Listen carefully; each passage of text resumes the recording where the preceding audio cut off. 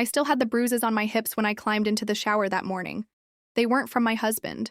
He never touched me like that. Not rough, not desperate. He made love to me with gentleness, with reverence. But these were fingerprints, ownership, violence dressed as pleasure. I let the water scald my skin, hoping it would erase what happened. It didn't. I could still feel the second man's breath on my neck, still taste the salt of sweat that wasn't my husband's. My phone buzzed on the sink, a message from one of them.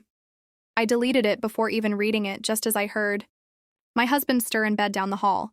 He mumbled my name, lovingly, sleepily. I nearly screamed. How did I get here? God help me. It was my husband's idea. And now I don't know if I'll ever forgive him for it. I remember a time when I used to bake on Sundays. Banana bread, mostly. The house smelled like cinnamon and browned butter. My husband, Marcus, would come up behind me, wrap his arms around my waist, and press his cheek to my neck. Sometimes, he'd hum. Other times, he'd just breathe, like he was grounding himself in me. That was before I started locking the bathroom door when I showered, before I kept a second phone hidden inside the lining of my purse. I see that version of me in glimpses now, like an old home movie with warped sound. She's folding laundry, laughing at some dumb Netflix show, kissing her husband at the stoplight just because. She looks content, she looks safe, and she has no idea what's coming. The first time I lied to Marcus, I felt like I was splitting open from the inside. It was small. A drink after work, a co-worker, Theo. Handsome, young, not really a threat. We were all there, I told Marcus. I only stayed an hour. The truth was closer to 3. And it wasn't the drink. It was the way Theo looked at me when I talked, like I was fascinating, like he saw something under the surface that even I'd forgotten existed. But that wasn't when everything changed. Not yet. Present day. I'm sitting on the edge of the bed, knees pressed together, the sheets still tangled from the night before. Marcus is in the shower, humming some tune I can't place. I'm staring at the closet, wondering what would happen if I just packed a bag and disappeared. I have this recurring fantasy of vanishing, leaving my phone, my ring, the apartment, starting over in some coastal town where no one knows what I've done. But even if I left, I think the rot would follow me. Sometimes I think Marcus always knew. He watched me slip away like a slow leak, and instead of patching it, he found a way to weaponize it. He handed me the match and dared me to burn us down. Flashback. 4 years ago. We're in Santorini, drunk on red wine and salt air. Marcus is tanned, happy, twirling my hair around his finger while we make plans for a baby. You'll be a good mom, he whispers. I cry without knowing why. Maybe some part of me already felt the undercurrent. The hollowness I was too scared to name. I'm trying to be honest now, but my thoughts tangle like sheets after too many bodies have been in them. This isn't a story about sex. It's about hunger, for something sharp, for something that cuts. It started with his voice. Deep, calm, measured, like every syllable had been dipped in control before being spoken aloud. It wasn't even the way he looked at first. Though God, that came later. It was the way he listened. Really listened. Like he could see the spaces between what I was saying. His name was Aaron, my therapist. Yes, I know how that sounds. Marcus and I had started couples therapy after our second year of trying for a baby. It wasn't working. I wasn't working. The test said everything was fine, but nothing. About me felt fine. I was anxious all the time, brittle like glassware in a hot dishwasher. Marcus, ever the fixer, booked us weekly sessions at a boutique practice in Midtown. And that's where I met him. Aaron was filling in that day for our usual therapist. He wore a slate gray sweater and dark pants, sleeves rolled up just enough to reveal strong forearms. He didn't smile much, which I liked. Too many people in this world try to sugarcoat pain to make it palatable. He didn't. He asked hard questions. He let silences stretch until they itched. And when Marcus stepped out to take a call, something work-related, always urgent, Aaron turned to me and said softly, You're not angry with him. You're angry with yourself. Something snapped. I told him things I hadn't told anyone, about the dreams I was having. Not nightmares, not quite. Just moments where I'd wake up breathless, aroused, ashamed. About how I'd sometimes look in the mirror and not recognize the woman staring back. She looked hungrier than I felt. And about Theo, the coworker. The night I stood too close at the bar, let him touch my back, whispered something in his ear I couldn't even remember. The next day, Aaron didn't flinch. He didn't judge. He just nodded, like he already knew. After that, I started asking for private sessions. Marcus thought it was good, that I was being proactive. I didn't correct him. Every Thursday at 6 p.m., I'd slip out of the house with my notebook and my guilt and sit across from Aaron in that too-warm office with the flickering lamp. We talked about desire, about control, about what happens when a woman suppresses herself for too long, how the body remembers what the mind tries to forget.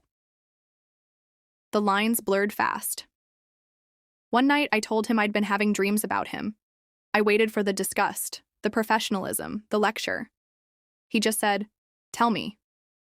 I did. In detail. I watched his jaw clench, just slightly. His eyes never left mine. When I finished, he exhaled slowly and said, "Do you want it to stay a dream?"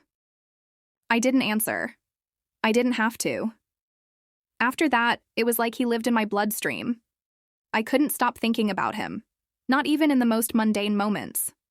Folding towels, pouring cereal, riding the subway. His voice threaded through everything. I'd replay our sessions at night like audio tapes, dissecting the tone, the pauses.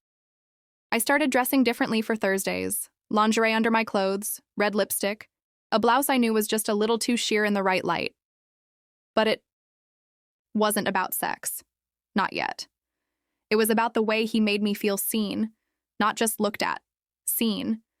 The way he reached into the chaos of me and didn't run. I told myself I was still in control, that I was just processing, exploring the darker parts of myself under the safety of therapy. But obsession is never safe. It's not clean or therapeutic. It's a fever that simmers under the skin, and Aaron had become my favorite sickness. Marcus didn't notice the change at first. He was buried in work, in optimism. He brought home prenatal vitamins and new cookbooks. I kissed him on cue.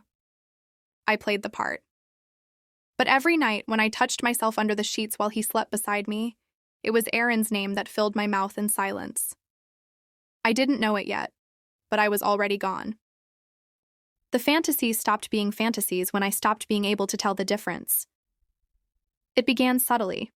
A voice behind me in the shower that wasn't Marcus's.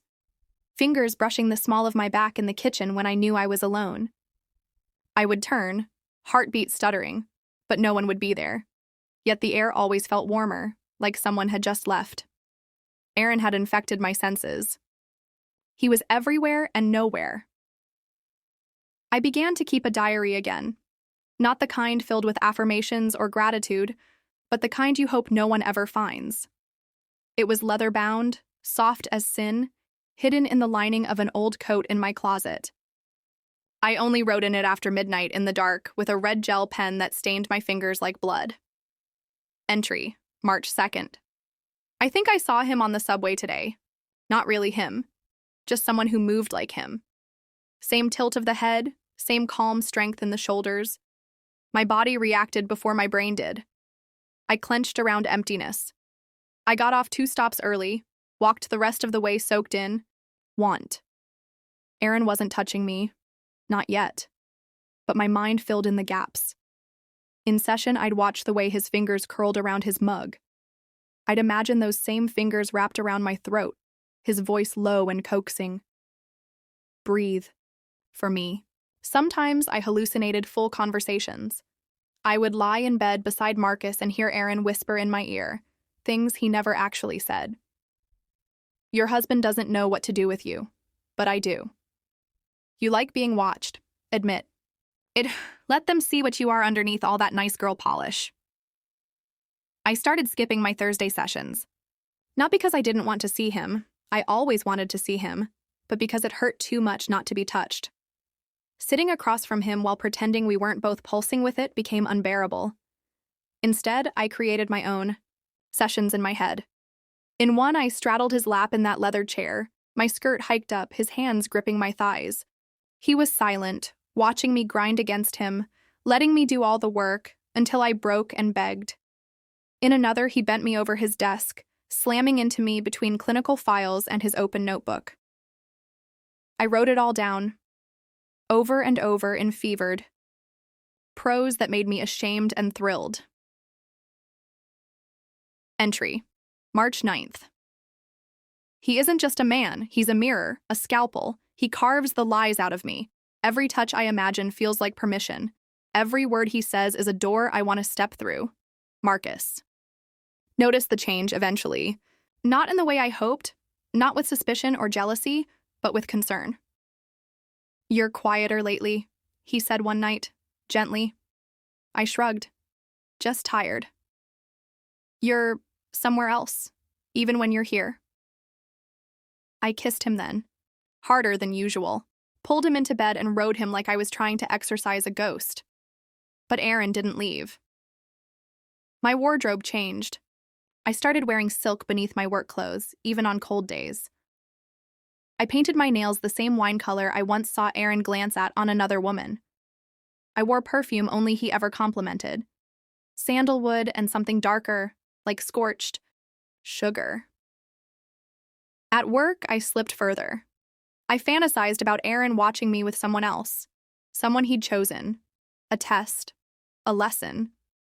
I imagined him standing in the corner while I came apart for another man, his arms crossed, cold and approving.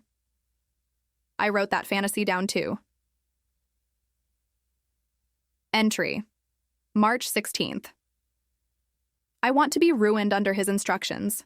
I want to perform depravity like a schoolgirl eager to please. I want to make him proud of how far I've fallen. One night, after too many glasses of red wine and not enough food, I sent Aaron a message. "What do you think about when you're alone?" He didn't reply that night or the next. I spiraled, convinced myself I'd gone too far, that I'd imagined his interest, that I was just another crazy woman projecting fantasies onto a man who was only ever doing his job. But then, 5 days later, a message. Short, precise. I think about what it would feel like to break you open and watch what spills out. I nearly dropped the phone. That was the moment the line snapped. No more pretense, no more control. I deleted the message, just in case. But it didn't matter. It was burned into me. That night, I dreamed we were in a hotel room, not touching, just staring. He sat on the edge of the bed. I stood in front of him in nothing but heels. He told me to undress slowly, but never look away. As I peeled the lingerie down my thighs, his voice was a knife. "This is who you really are, isn't it?" I woke up soaked through. Marcus was gone, early shift. I laid there trembling until the sun bled through the blinds. Reality became less real. I forgot conversations, missed meetings. I burned toast 3 mornings in a row and cried each time. My phone became a talisman, always in my hand, always buzzing, even when it wasn't. Phantom messages, phantom hands.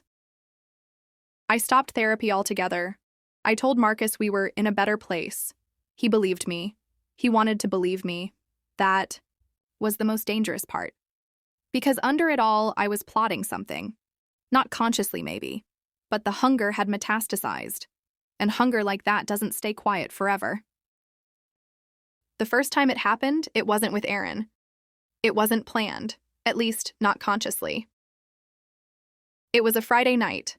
Marcus was out of town for a tech conference. I told him I'd stay home, rest, maybe catch up on some reading. Instead, I drank a bottle of wine and took a rideshare to Theo's apartment, the coworker from months ago. The one I used to flirt with over break room coffee and office parties. The one whose touch had once made me blush, not ache. But that night, I wasn't looking for sweetness. I was looking for something that would punish me. He answered the door shirtless, surprised but smiling. "Didn't expect to see you again," he said. "I don't want to talk," I whispered, stepping inside. It wasn't love. It wasn't even desire, not really. It was compulsion, a need to act out what had been haunting me in fantasy for weeks. I kissed him before the door even closed. I bit his lip hard enough to draw blood. He groaned like he liked it. In the middle of the act, I whispered someone else's name. Theo didn't notice, but I did. Aaron. His name lived behind my teeth, even as another man moved inside me.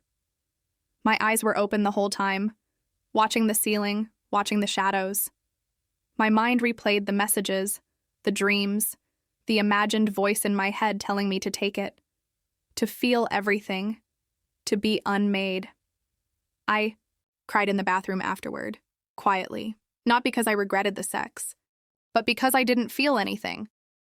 The next time was different. It was Aaron. It happened in his office after hours, the place that had once felt clinical, safe, neutral, now a sanctuary for my destruction. I wore a long coat over nothing but a slip. I didn't know if he'd touch me.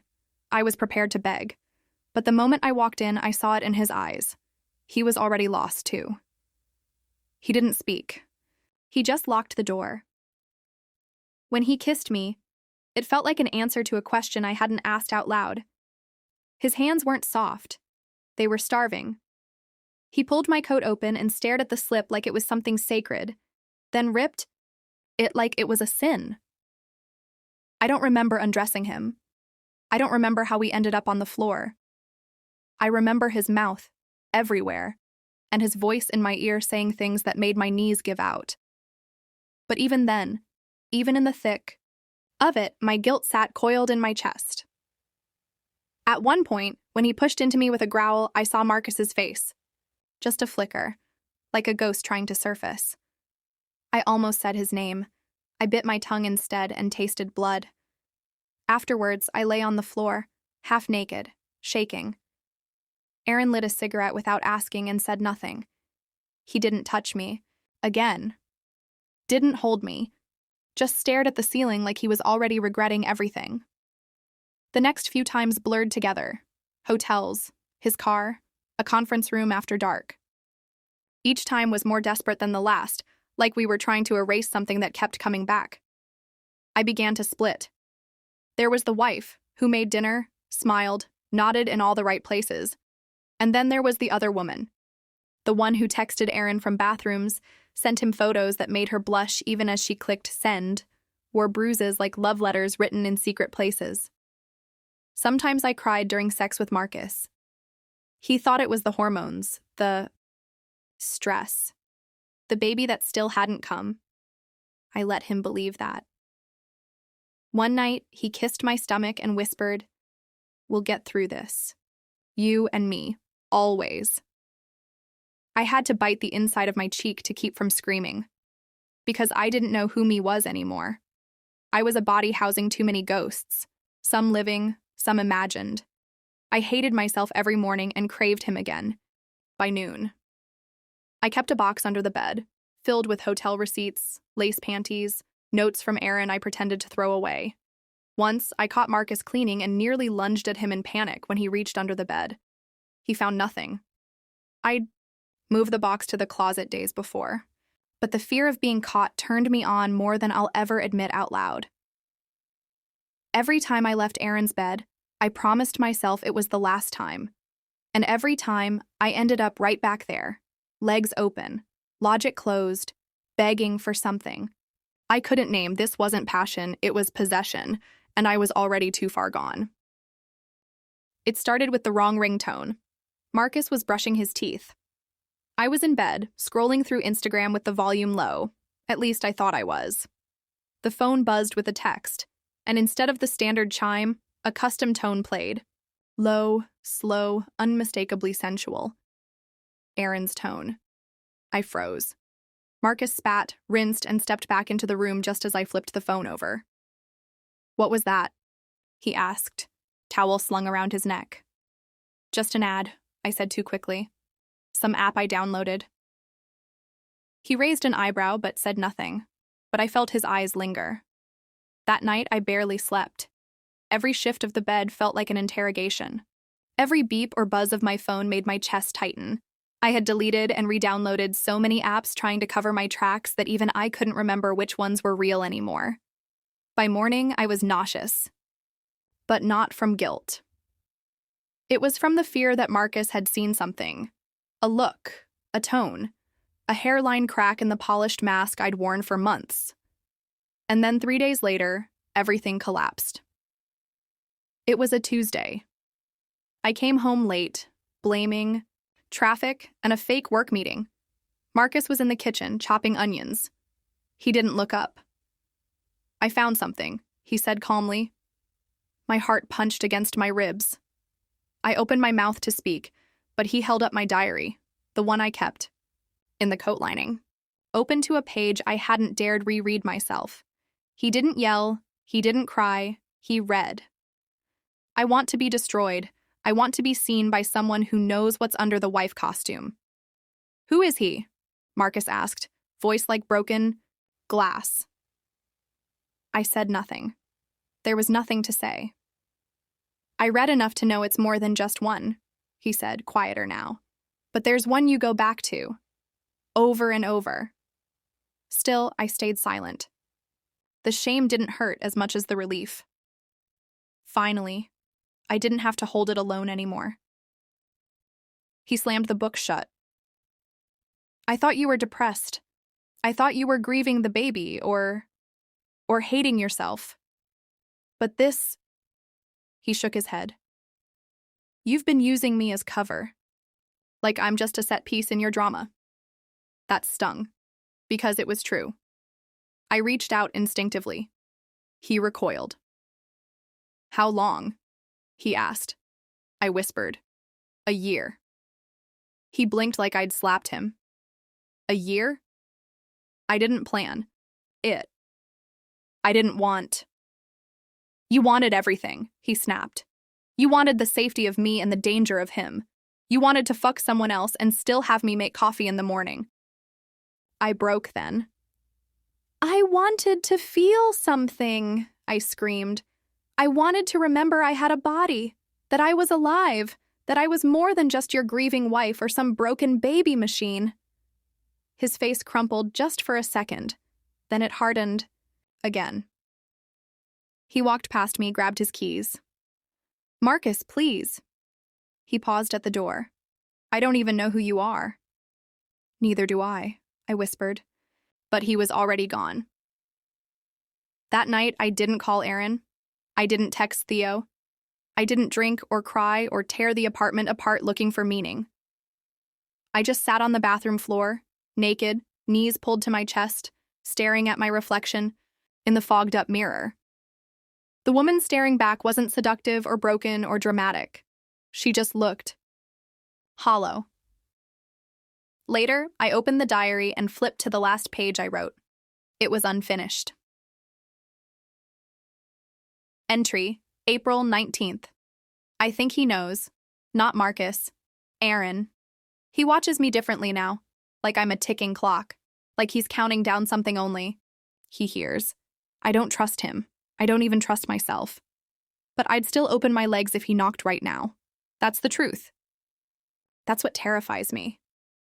I tore it out and burned it in the sink.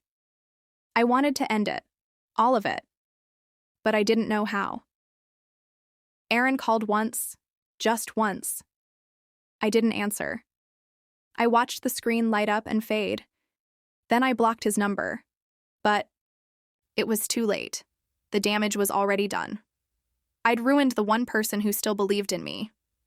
And I didn't even feel sorry. Not entirely. That's when I realized, maybe I didn't want to be caught. Maybe I wanted to be punished. It's been 73 days since Marcus left. I keep count, not out of longing, out of ritual, like tallying days in prison. I don't sleep in our bed anymore. It still smells like him, like cedar and the faint trace of old cologne. I sleep on the couch, fully dressed, phone face down, unplugged. No texts, no calls, nothing from Aaron, nothing from anyone. I told friends he was on a work trip. Then, when the weeks stretched on, I said we were taking space. Eventually, they stopped asking. I still go to work. I still eat. I still smile when I have to. But it's like watching someone else play me. Like I'm hovering just above my own life, arms crossed, waiting for a scene that never arrives. Sometimes, at night, I read our old messages, the ones from Aaron. I never deleted them. They're stored in an encrypted folder, buried beneath tax documents and old receipts. When I open them, I don't even feel turned on anymore. I feel haunted. One reads, "You were never his." Not really. Another, "Tell me what underwear you're wearing right now." The most recent, weeks before everything fell apart, simply says, "Do you still dream about me? Or is he back in your head again?" I think about replying. Just once. Just to feel something stir. But I don't. Instead, I stand in the bathroom, the one where I once sank to the floor shaking, gasping for air between tears, and I stare at myself in the mirror. I look older, not aged, just worn, like someone who's carried too many secrets in her skin. I raise the mascara wand, steady, robotic. But as I paint on the lashes, I realize something. I don't miss Aaron. I don't miss Marcus. What I miss is the feeling of being wanted, the hunger, the danger, the edge of collapse. Maybe that's what I've really lost, or maybe that's what I'll chase again. The mascara slips. A single black line streaks down my cheek like a tear, and I don't wipe it away.